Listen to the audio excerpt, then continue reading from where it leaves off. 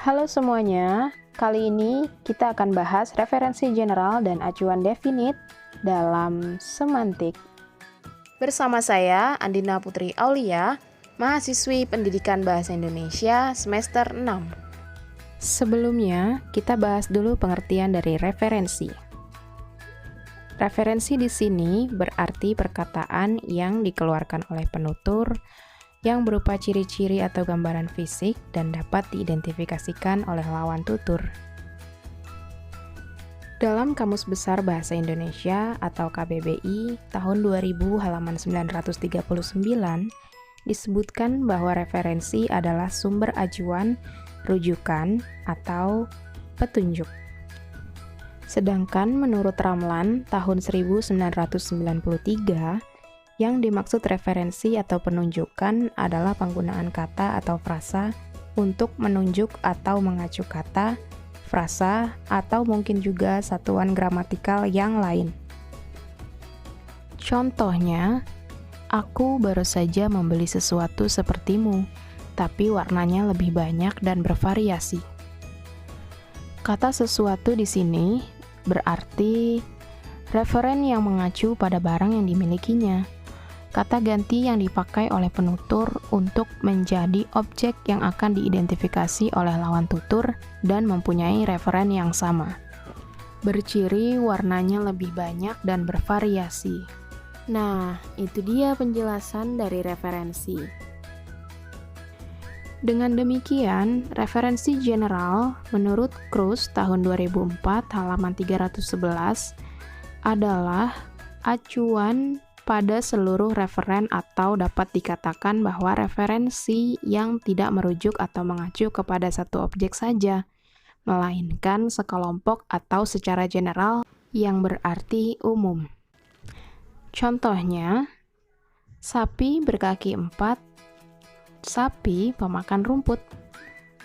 Artinya, semua yang dikatakan sapi itu berkaki 4 dan pemakan rumput. Karena berkaki 4 dan pemakan rumput adalah sifat umum dari sapi. Untuk contoh lainnya, paman baru saja membeli kucing. Artinya, kucing di sini bukan merujuk kepada satu ekor kucing saja, melainkan secara general atau umum. Objek tidak bisa ditanya, kucing yang mana? Karena bentuk referen yang bersifat keseluruhan.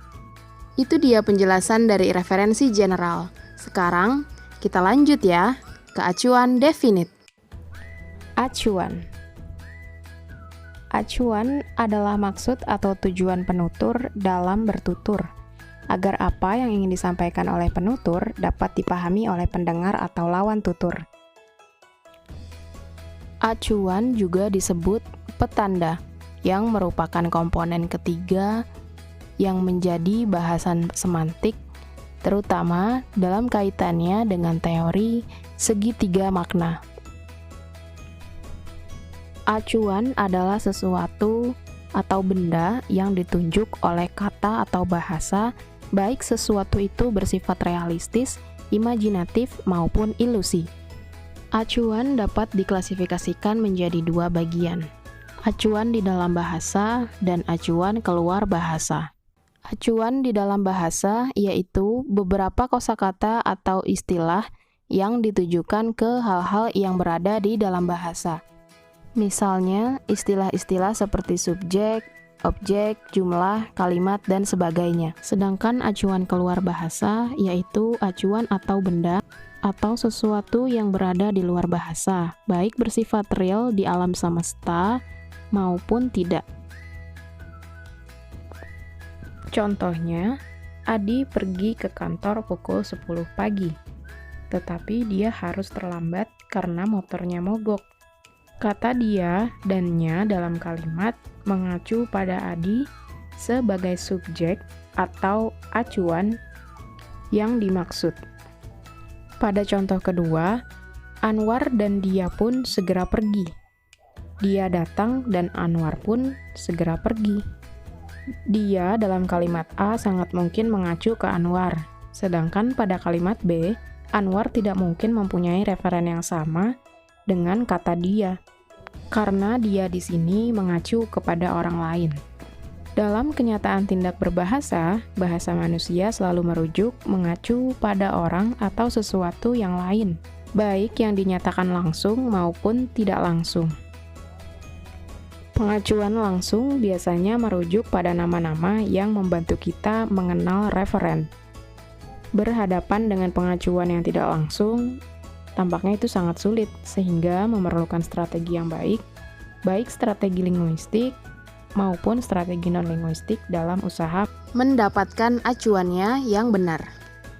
Contohnya, kemana ayam kampus itu? Apa dia belum datang? Kata ayam kampus yang terdapat dalam kalimat itu mengacu pada salah seorang yang dimaksud oleh penutur. Acuannya dapat dipahami oleh lawan tutur saat keduanya memang sering menggunakan sebutan itu untuk orang lain. Itu dia penjelasan dari acuan. Sekarang kita lanjut ya. Dengan demikian, acuan definite adalah kata-kata penentu yang melakukan referensi dengan merujuk secara tepat. Awalan de atau dalam bahasa sang, itu, dan akhirannya yang digunakan saat sesuatu yang kita rujuk jelas. Misalnya adalah pada saat nomina disebut untuk kedua kalinya atau saat nomina telah diketahui dan familiar. Acuan definite merupakan perujukan secara tepat yang menggunakan awalan de atau dalam bahasa sang, itu, dan akhirannya tidak selalu dapat digunakan. Akan tetapi bisa digunakan pada saat nomina yang mengikutinya adalah unik dan berupa nama instrumen musik. Contohnya, ayahku baru saja membelikanku gitar. Gitar itu sangat bagus dan nyaring. Lalu yang kedua, saat nomina merupakan nama sungai, lautan atau samudra, pegunungan, gurun, kepulauan atau provinsi, keluarga, dan kebangsaan. Contohnya, Sungai Amazon adalah sungai yang berada di perairan Amerika. Sungai itu terdapat ikan piranha yang sangat ganas. Selanjutnya yang ketiga, tidak digunakan saat nomina jamak yang disebut atau dirujuk merupakan hal atau benda yang umum. Contohnya, ibu membeli 1 kilogram apel di pasar. Yang keempat, tidak digunakan saat nomina yang mengikuti adalah berupa proper nouns, nama orang, benda, atau tempat, nama makanan, olahraga, atau permainan. Contohnya, Aldi sangat hobi bermain sepak bola. Dan yang terakhir, tidak digunakan dengan nomina seperti tempat tidur, rumah, gereja, dan tempat lainnya, karena kata-kata tersebut sudah menunjukkan atau mewakili fungsi eksistensinya. Contohnya, Dina baru saja sampai di rumah sepulang dari sekolah. Acuan atau rujukan dengan menggunakan nama seperti contoh-contoh sebelumnya adalah cara yang tepat untuk menghindari kesalahan memaknai tuturan dalam tindak berbahasa. Dalam berkomunikasi, seseorang seringkali mengalami kebingungan. Untuk itu, harusnya menjauhkan diri dari kebiasaan menggunakan tuturan yang acuannya tidak jelas, karena akan memunculkan makna lain atau ambigu. Seperti pada contoh kalimat, saya senang memelihara binatang.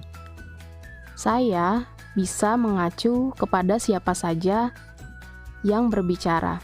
Sedangkan kata binatang di sini masih bersifat umum dan tidak jelas jenis binatang apa. Akan lebih jelas jika kalimat diubah menjadi Budi senang memelihara binatang kucing.